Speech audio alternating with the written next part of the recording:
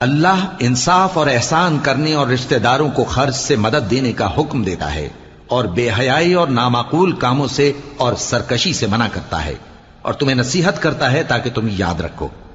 اور جب اللہ سے عہد کرو تو اس کو پورا کرو، اور جب پکی قسمیں کھاؤ تو ان کو مت توڑو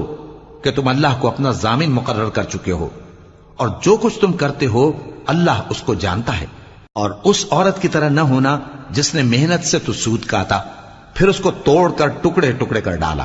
کہ تم اپنی قسموں کو آپس میں اس بات کا ذریعہ بنانے لگو کہ ایک گروہ دوسرے گروہ سے زیادہ غالب رہے۔ بات یہ ہے کہ اللہ تمہیں اس سے آزماتا ہے، اور جن باتوں میں تم اختلاف کرتے ہو قیامت کے دن اس کی حقیقت تم پر ظاہر کر دے گا۔ اور اگر اللہ چاہتا تو تم سب کو ایک ہی جماعت بنا دیتا، لیکن وہ جسے چاہتا ہے گمراہ رہنے دیتا ہے اور جسے چاہتا ہے ہدایت دیتا ہے۔